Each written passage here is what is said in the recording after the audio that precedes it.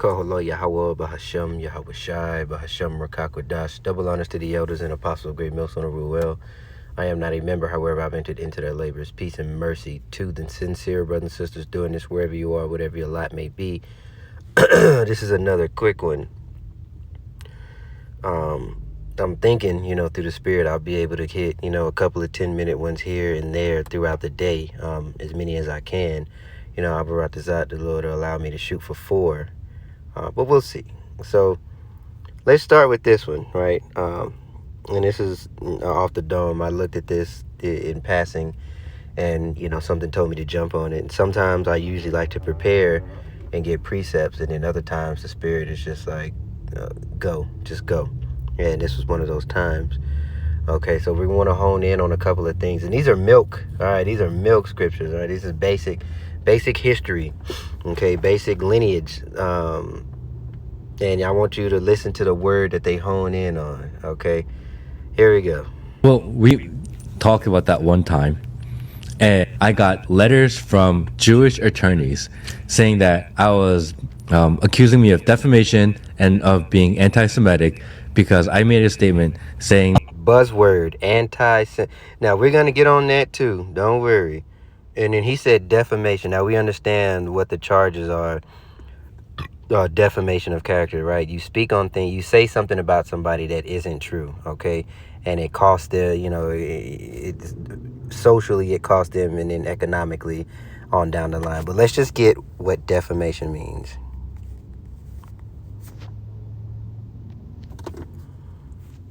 No. Okay, so here. Defamation of character, the act of sharing false statements that harm someone's reputation. Okay, so we want to hone in on the word false because it is not false. Definition, a statement that is presented as fact is shared with a third party and causes harm to someone's reputation or livelihood. Okay, these people ruin their own reputation. Types of defamation can be written, known as libel or libel, or spoken, or known as slander. Legal standing, defamation is a civil wrong or tort and not a crime in most states. Legal process, the person who has been defamed can sue the person who made the statement for damages. So I'm assuming when they sent him a letter, it was a cease and desist. But let's go. Factual statement? Saying that Jews are in charge of banking. You mean Semites? And I said, and I don't know why he said you mean Semites, right? Because I think he's just saying that to not get canceled. You don't want to say the J word, because even the mention of the J word, you get, get your hand smacked.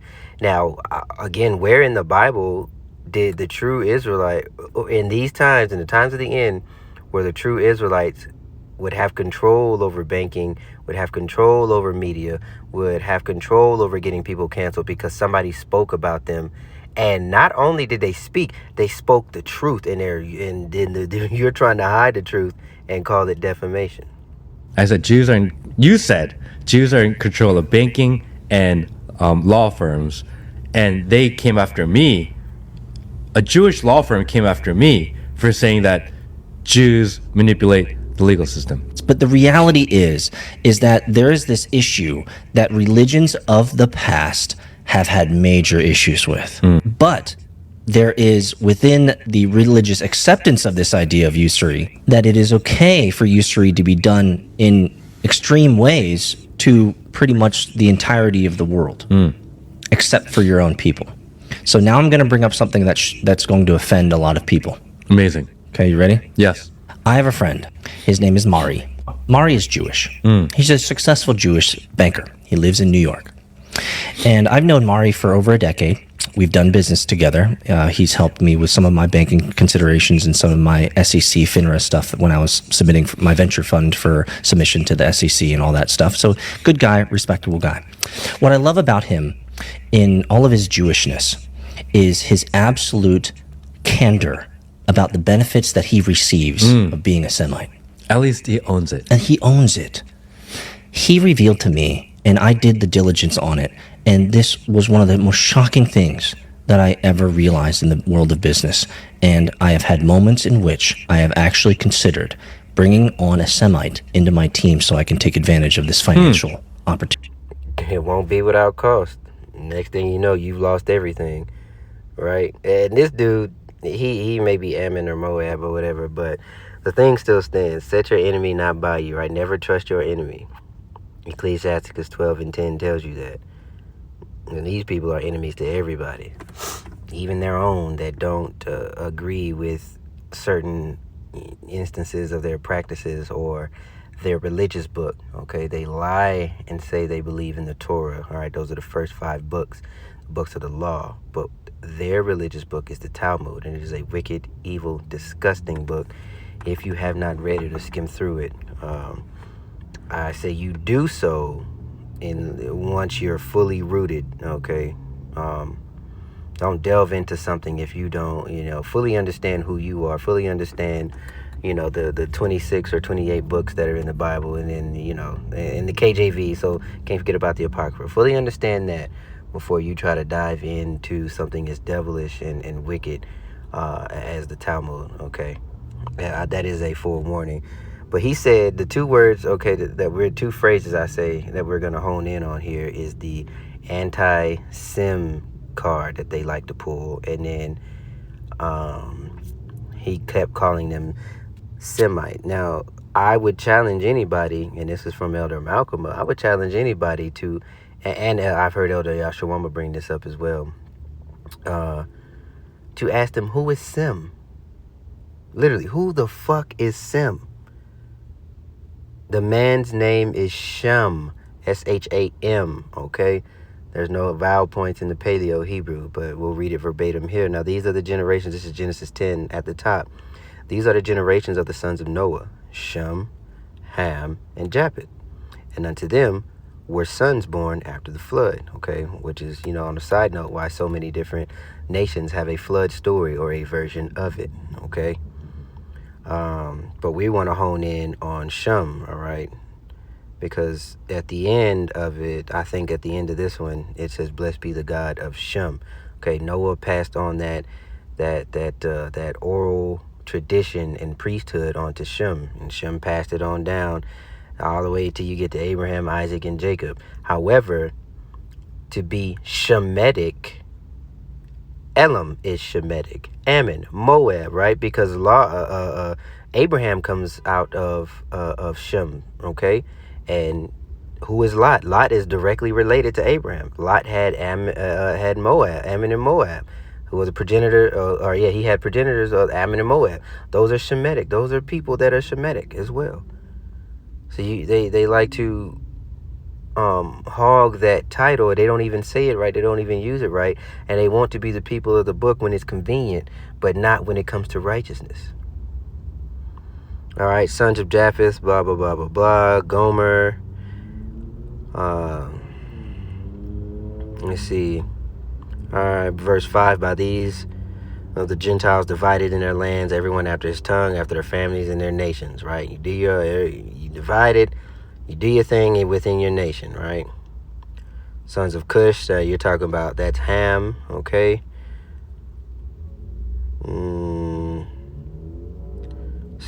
Skip.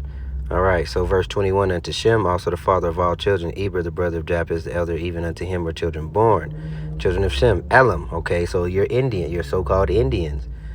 Aram, Aram, you're Syrians, okay? Let's see. Yeah, we got that.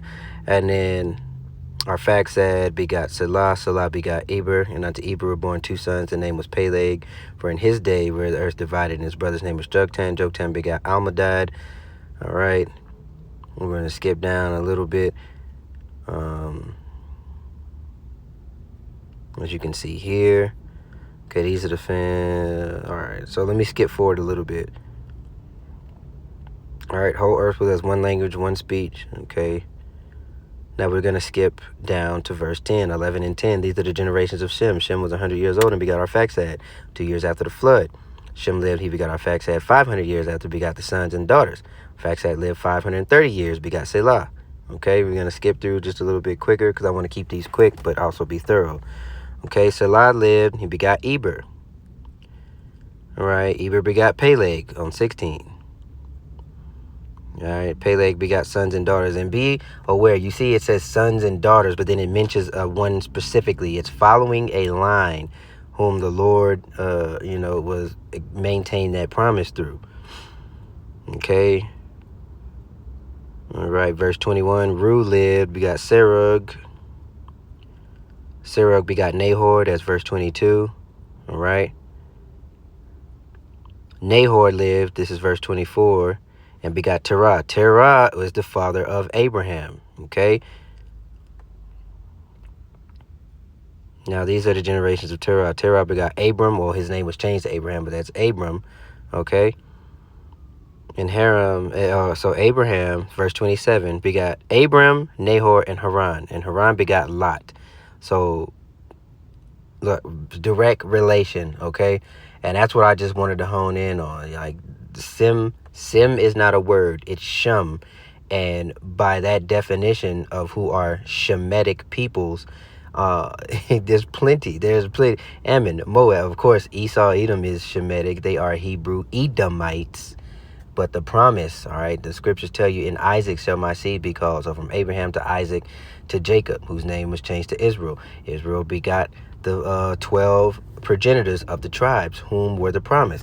And when you fast forward into the New Testament, it speaks on the 12,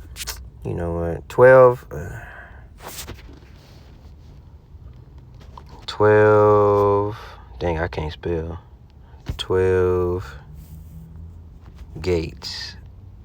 Give me that in the KJV, baby. Where is that at? Revelation 21, 12 through 14. And I just want to get that really quick just to make a point, because all the way, even through the end, to the very sweet end. Well, there's bitterness coming, but there's a sweet end after that. All right, all the way to the end, it is always maintained who the people were and who all of these promises were for.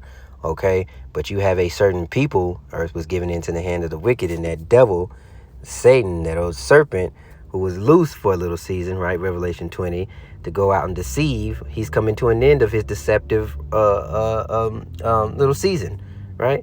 So he got up above all the people, and he was able to say, this is who we are. And then they used the scriptures to say who they were, and then used that as a benefit unto them, but not, they didn't want to take part in the righteousness, only in the benefits, only in the good when it comes to, only the blessings when it comes to being the people, but not the curses. But, you fucking devils, man. Y'all, damn, boy, I can't. Revelation 21:12. All right, man, let's go. And right here, and it had a wall, and had a wall great and high, and had 12 gates, and the gates 12 angels, and the names written thereon, which are the names of the 12 tribes of the children of Israel. Okay, and I love to link that with Exodus 24 at the start of this the covenant, where Moses read the book of the law, read the covenant to them, and then sprinkled and made that blood covenant, and he set up those 12 pillars, okay, for the 12 tribes. And when you speak on, and I'm getting a little bit ahead of myself, when you speak on that mixed multitude that it talks about in the future prophecy, it's because the children of Israel were scattered to the four corners of the earth. So you're going to have your people that look like Ammon, Moab, Japhetic, whatever have you, all right? It's very simple if the Spirit is on you. Okay, so this is Exodus 24 and the highlighted portion, 3 and 4. 7, actually. Because I need to get straight to the point. He took the book of the covenant and read it in the audience of the people, and they said, all that the Lord has said we will do, and be obedient. And Moses took the blood and sprinkled it on the people and said, behold, the blood of the covenant which Yahweh hath made with you concerning all these words. Okay, let me go up, because I forgot to read about the 12 pillars. So this is verse 4. Salakia for skipping around. Moses read all the words of the Lord, and rose up early in the morning, and built an altar on the hill, and 12 pillars according to the 12 tribes. Right? And I mentioned how the 12 tribes got here via Abraham, Isaac, Jacob, whose name was later changed to Israel. This went completely actually, no, it went the way the Spirit wanted it to go. The financial opportunity is this. If you are a Semite, you can get zero interest loans at banks anywhere in America. You just have to tell them. They will go to the back. They will show you, they will bring out a folder, a PDF of how you, as a Semite, can get a loan for your house, a car, extraneous things that you need, a boat, a business for zero interest free. And I brought this out almost 4 years ago. I did a video on this on an old channel that I don't even have access to anymore. Yeah, interest free. Now, if you're going by the term Semite, okay, then it should be interest free for all the line of Shem. But you understand, these devils are liars to the core. Okay? They are not the people of the Bible. They are Amalek. And Amalek is who? The grandson of Esau. Esau is the nation of so-called white people. And Amalek is the head tribe. interest. Really? Look it up. I was deeply offended. Deeply offended. I have to pay interest on all of my loans. Now, usury on the heathen is allowed, but to the degree that these people do, that these devils do, is outrageous. Now, if... Man. It's in Leviticus. I just don't remember exactly where. So I tried to pull that up. Let's see.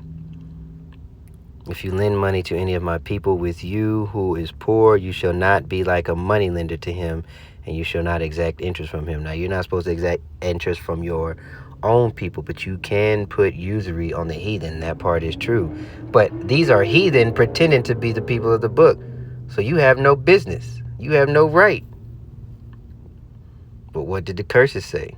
In the book of Deuteronomy, it said that we would be the tail and he would be the head. We would borrow and they would lend.